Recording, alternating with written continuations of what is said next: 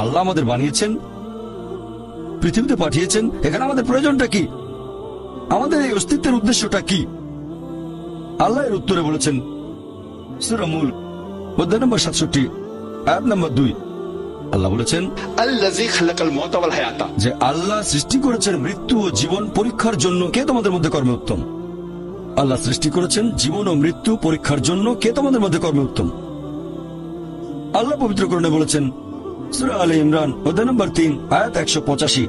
আল্লাহ বলেছেন প্রত্যেক জীব মৃত্যুর স্বাদ গ্রহণ করবে, আর চূড়ান্ত বিচার হবে রোজ কিয়ামতের দিনে। যাকে সেদিন দোজখ থেকে রক্ষা করা হবে আর বেহেশতে দাখিল করা হবে, সেই পৃথিবীর উদ্দেশ্য অর্জনে সফল কাম। কারণ এই পার্থিব জীবন ছলনাময় ভোগ ব্যতীত আর কিছুই নয়। তার মানে এই পৃথিবীতে আমাদের ইহকাল, এটা পরকালের জন্য একটা পরীক্ষা। যদি আল্লাহ সুবহানাহু ওয়া তাআলার আদেশগুলো মেনে চলেন তাহলে পরকালের জীবনে বেহেশতে যেতে পারবেন, আর আদেশগুলো না মানলে বেহেশতে যেতে পারবেন না, দোজখে যাবেন। তাহলে এই জীবন আমাদের অস্তিত্বের পেছনের উদ্দেশ্য। আল্লাহ বলছেন পরকালের জন্য পরীক্ষা। আর আল্লাহ পবিত্র কোরআনে বলেছেন সূরা আনকাবুত অধ্যায় নম্বর 29 আয়াত নম্বর 2 যে তোমরা কি মনে করো আমরা ঈমান এনেছি এটা বললেই তোমাদের ছেড়ে দেওয়া হবে? তোমাদের অবশ্যই পরীক্ষা নেব। যদি শুধু মুখে বলেন আল্লাহকে বিশ্বাস করি, আমি একজন মুসলিম, আমি একজন মুমিন, এটা বললেই আল্লাহ ছেড়ে দেবেন? এখানেই পরীক্ষা শেষ। আল্লাহ বলছেন তোমরা জানো না আমি পরীক্ষা করব? শুধু বললেন আমি একজন মুসলিম, শুধু মুখে বললেন আমি বিশ্বাসী, মুখে বললেন আমি আল্লাহর কাছে নিজের ইচ্ছাকে সমর্পণ করি, তাহলে আপনাকে ছেড়ে দেওয়া হবে না। আল্লাহ অবশ্যই পরীক্ষা করবেন। আল্লাহ পবিত্র কোরআনে বলেছেন সূরা বাকারা অধ্যায় নম্বর 2 আয়াত নম্বর 155 আমি অবশ্যই তোমাদের পরীক্ষা করব ক্ষুধার ভয় দিয়ে, জীবন আর ধন সম্পদের ক্ষয়ক্ষতি দিয়ে এবং ফল ফসলের ক্ষয়ক্ষতি দিয়ে। আর শুভ সংবাদ দাও তাদের যারা ধৈর্যশীল। আল্লাহ সবাইকে পরীক্ষা করবেন ভয় দিয়ে, ক্ষুধা দিয়ে, জীবন আর ধন সম্পদের ক্ষয়ক্ষতি দিয়ে, ফল ফসলের ক্ষয়ক্ষতি দিয়ে। আল্লাহ অবশ্যই পরীক্ষা করবেন। আর আল্লাহ এক একজনকে এক একভাবে পরীক্ষা করেন। আল্লাহ পবিত্র কোরআনে বলেছেন সূরা আনাম অধ্যায় নম্বর 6 আয়াত নম্বর 165। আল্লাহ বলেছেন যে তিনি কিছু মানুষকে অন্যদের তুলনায় বেশি মর্যাদা দান করেছেন। আল্লাহ সুবহানাহু ওয়া তাআলা কিছু মানুষকে অন্য মানুষদের তুলনায় বেশি মর্যাদা দিয়েছেন।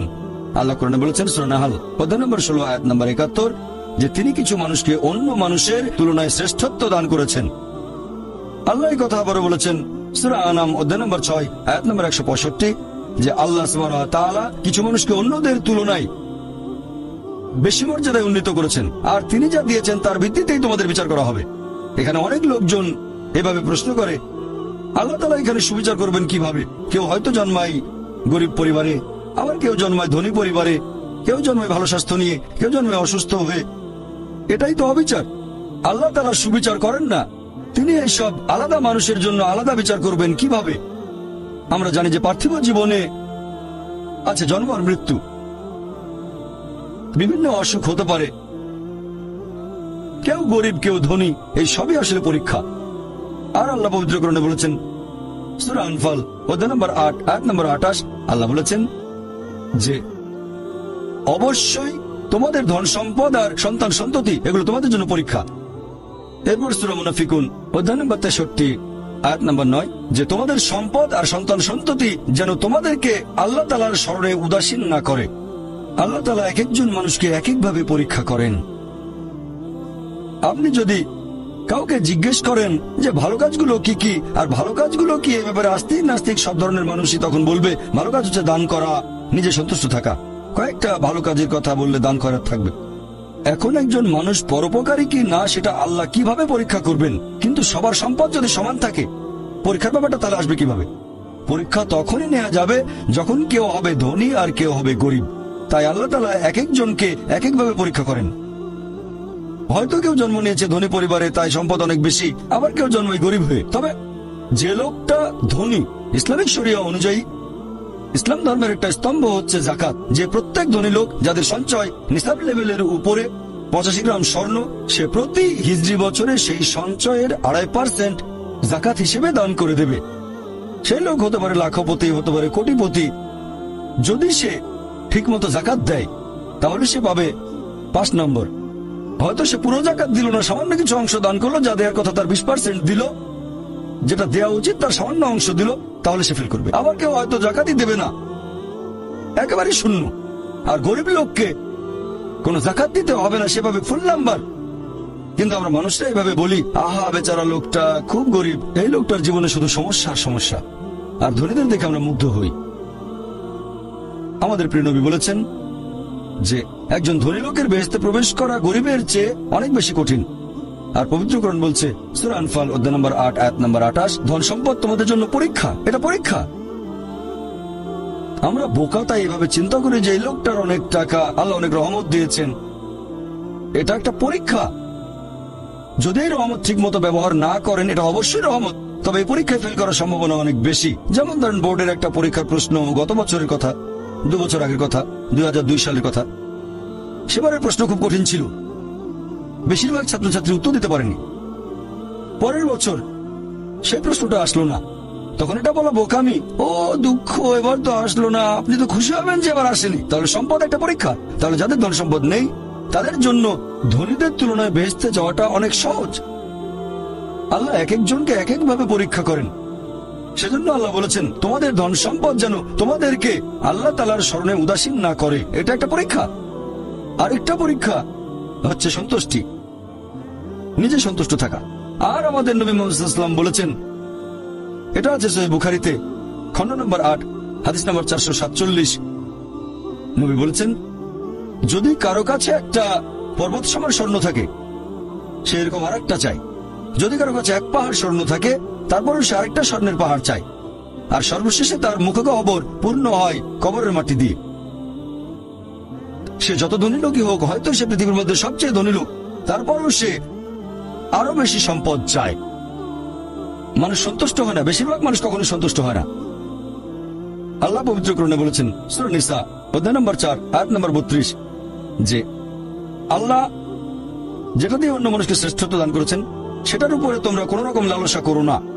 এভাবে বলবেন না যে হে আল্লাহ তুমি অমুককে অনেক সম্পদ দিয়েছো, অমুককে অনেক সুন্দর একটা গাড়ি দিয়েছো, এমন কিছু আল্লাহর কাছে চাইবেন না যেটা অন্য কাউকে আল্লাহ দিয়েছেন, এটা লোকসান হবে আপনার। আর আমাদের প্রিয় নবী মুহাম্মদ সাল্লাল্লাহু আলাইহি সাল্লাম বলেছেন, এটা আছে সহিহ বুখারীতে খণ্ড নম্বর 4, আমাদের নবী বলেছেন যে সেই লোকদের দেখো যাদের ভাগ্য তোমার চেয়ে খারাপ, সেই সব লোককে দেখো না যারা তোমার চেয়ে বেশি ভাগ্যবান। তা না হলে তোমরা আল্লাহ তাআলাকে স্মরণ করায় অবহেলা করতে পারো, তা না হলে প্রতিপালকের প্রতি অকৃতজ্ঞ হয়ে যেতে পারো।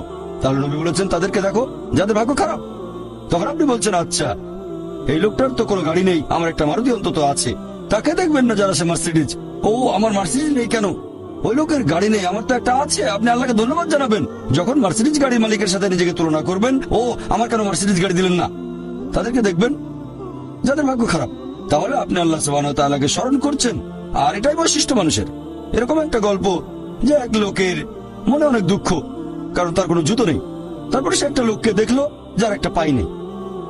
লোকটা অভিযোগ করতো আল্লাহর কাছে যে জুতো নেই, আল্লাহর কাছে অভিযোগ করতো আমার কোনো জুতো নেই। তারপরে সেই লোকটাকে দেখলো যার একটা পা নেই, তখন সে আল্লাহকে ধন্যবাদ জানালো আমার অন্তত 2টো পা আছে। তাহলে সন্তুষ্ট হওয়া একটা পরীক্ষা। আমাদের নবী মুহাম্মদ সাল্লাল্লাহু আলাইহি ওয়াসাল্লাম বলেছেন, এটা আছে সহিহ বুখারীতে খণ্ড নম্বর 8 যে সত্যিকারের সম্পদ হচ্ছে সন্তুষ্ট হওয়া, ধন সম্পত্তি নয়। সত্যিকারের সম্পদ হলো সন্তুষ্ট হওয়া, পরিতুষ্ট হওয়া। আপনার যা কিছু আছে সেটার জন্য বলবেন আলহামদুলিল্লাহ, সকল প্রশংসা আল্লাহর। তাহলে হবেন সত্যিকারের মুমিন, হবেন সত্যিকারের বিশ্বাসী, হবেন সত্যিকারের মুসলিম, সন্তুষ্ট থাকবেন।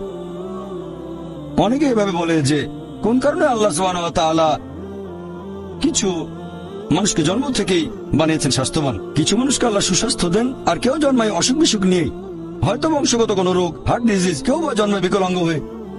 আল্লাহ কি অবিচার করছেন? আল্লাহ পবিত্র কোরআনে বলেছেন সূরা নিসা অধ্যায় নম্বর 4 আয়াত 40, আল্লাহ সুবহানাহু ওয়া তাআলা কারোর সাথে অনুপরিমাণে জুলুম করেন না। এটা একটা পরীক্ষা। আল্লাহ এক একজনকে এক এক ভাবে পরীক্ষা করেন। এরকম হতে পারে যে শিশু এখন জন্মাচ্ছে সেই সময় মাসুম, নিষ্পাপ, তার কোনো দোষ নেই। আর পবিত্র কোরআন বলছে সূরা আনফাল অধ্যায় নম্বর 8 আয়াত নম্বর 28 যে তোমাদের ধন সম্পদ আর সন্তান সন্ততি তোমাদের জন্য পরীক্ষা। আল্লাহর কথাটা আবারও বলেছেন অধ্যায় নম্বর 63 আয়াত নম্বর 9 যে তোমাদের ধন সম্পদ সন্তান সন্ততি তোমাদেরকে যেন আল্লাহ তাআলার স্মরণে উদাসীন না করে। এরকম হতে পারে যে পরীক্ষা নেওয়া হচ্ছে বাবা মার, এটা বাবা মার জন্য পরীক্ষা। এরপর আপনারা দেখবেন যখন কোনো মানুষের উপর বিপর্যয় আসে, সেটা হয় পরীক্ষা অথবা একটা শাস্তি। যে লোকগুলো আল্লাহ তাআলার পথ থেকে দূরে সরে গেছে তাদের জন্য এটা শাস্তি, আর যারা আল্লাহর পথে আছে তাদের জন্য পরীক্ষা। হতে পারে যে বাবা মা খুব ভালো মুসলিম, 5 ওয়াক্ত নামাজ পড়েন, হয়তো যাকাত দিয়েছেন, হজ পালন করেন, রমজান মাসে রোজা রাখেন, আল্লাহ তাদের একটা সন্তান দিলেন জন্ম থেকে যার হার্টের সমস্যা। সত্যিকারের মুসলিম, সত্যিকারের মুমিন বলবে আলহামদুলিল্লাহ, আল্লাহ তাআলা তোমাকে অনেক ধন্যবাদ, আল্লাহ তাদের পরীক্ষা করছেন। আরেকটা লোক যে কৃতজ্ঞ নয় আর এই পরীক্ষায় হয়তো পাশও করবে না, সে বলবে কেন, সে লাফালাফি শুরু করবে, আল্লাহর কাছে অভিযোগ করবে যে কেন আল্লাহ তাআলা আমাকে এমন বিকলাঙ্গ সন্তান দিলেন জন্ম থেকে যার হার্টের সমস্যা। আর পরীক্ষা যত কঠিন পুরস্কার তত বেশি, পরীক্ষা যত কঠিন পুরস্কারের পরিমাণ তত বেশি। যেমন ধরেন আপনি পরীক্ষা দিচ্ছেন বিএ ডিগ্রি এক্সামিনেশন, যদি পাশ করেন তাহলে আপনি graduate, BA graduate in arts. তবে যদি এমবিবিএস পরীক্ষায় পাশ করেন তাহলে গ্রাজুয়েট হবেন, নামের আগে ডক্টর বসাবেন, ডক্টর। কিন্তু এমবিবিএস পরীক্ষায় পাশ করা এটা বিএ পরীক্ষায় পাশ করার চেয়ে অনেক বেশি কঠিন। তাহলে পরীক্ষা যত কঠিন পুরস্কারও তত বেশি। হতে পারে আল্লাহ বাবা মাকে সাধারণ বেহেশতে পাঠাতে চান না, পাঠাবেন জান্নাতুল ফেরদৌসে। তারা ধার্মিক, তারপরও আল্লাহ তাদের বেশি পুরস্কার দিতে চাচ্ছেন। আর এই কারণেই আমাদের প্রিয় নবী মুহাম্মদ সাল্লাল্লাহু আলাইহি ওয়াসাল্লাম বলেছেন, এটা আছে সুনান আল তিরমিজিতে, এক লোক জিজ্ঞেস করলো এই পৃথিবীতে কাকে সবচেয়ে বেশি পরীক্ষা দিতে হয়? নবী উত্তরে বললেন যে আল্লাহ সুবহানাহু ওয়া তাআলার সকল নবী রাসূলকে সবচেয়ে বেশি পরীক্ষা দিতে হয়। এরপরে যারা নবী রাসূলগণের ঘনিষ্ঠ, যারা নবী রাসূলগণের মতো, তারপরে যারা সাহাবীগণের মতো। আর একজন লোকের ঈমান যত বেশি মজবুত পরীক্ষাটা তত বেশি কঠিন। তাকওয়া যত বেশি থাকে আল্লাহ তত কঠিন পরীক্ষা দেবেন। আপনি কোথাও এমবিবিএস নিয়ে পড়াশোনা করছেন কারণ বেশি নম্বর পেয়েছিলেন এইচএসসিতে, সেজন্য এখানেও পরীক্ষা কঠিন। এমবিবিএস পাশ করাটাও বেশ কঠিন। তাহলে এখানেও নবী রাসূলগণের তাকওয়ার সাথে সাধারণ মানুষের তাকওয়ার কোনো তুলনায় হয় না। যেহেতু তারা ছিলেন নবী এবং রাসূল, তাই তাদেরকেও পরীক্ষা করা হয়েছে। কোন নবী রাসূলকে এই পরীক্ষা নিয়ে ছেড়ে দেওয়া হয়নি। তাদের তাকওয়া লেভেল অনেক উপরে। নবী রাসূলকে অনেক বেশিবার পরীক্ষা করা হয়েছে সাধারণ মানুষের চেয়ে। আপনার বাচ্চা অনেক বেশি, অনেক কঠিন। তাহলে আপনার তাকওয়া যদি বেশি হয় আল্লাহ আপনাকে পরীক্ষা করবেন। সত্যিকারের মুমিন কোন বিপর্যয়ের মধ্যে পড়লে বলে সুবহানাল্লাহ, সকল প্রশংসা আল্লাহর, আলহামদুলিল্লাহ। সে ধরে নেয় এটা একটা পরীক্ষা। কোন বিপর্যয় আসলে সেটা হয় একটা পরীক্ষা অথবা একটা শাস্তি। নবীগণের তাকওয়া অনেক বেশি, তাদের জন্য এটা শাস্তি না, এটা পরীক্ষা। আর তারা পাশ করেছেন। যদি কারো জীবনে কোনো ভালো কিছু ঘটে সেটা হয় একটা পুরস্কার অথবা পরীক্ষা। সম্পদ হতে পারে পুরস্কার অথবা একটা পরীক্ষা। ভালো কোনো কিছু ঘটলে সেটা হয় পুরস্কার নয়তো একটা পরীক্ষা। অনেকে আল্লাহর পথ থেকে দূরে সরে যায়, তারপরে বলে আমাকে সম্পদ দাও, আল্লাহর সম্পদ দেন, তারপরে তারা পরীক্ষায় ফেল করে। তাহলে এই পৃথিবীতে তারা তাদের ইচ্ছে মতো আরামায়েশ করে, কিন্তু আখিরাতে শুধু ক্ষতিগ্রস্ত হয়। দান একটা পরীক্ষা, সন্তুষ্ট হওয়া পরীক্ষা, সন্তান সন্ততিও পরীক্ষা।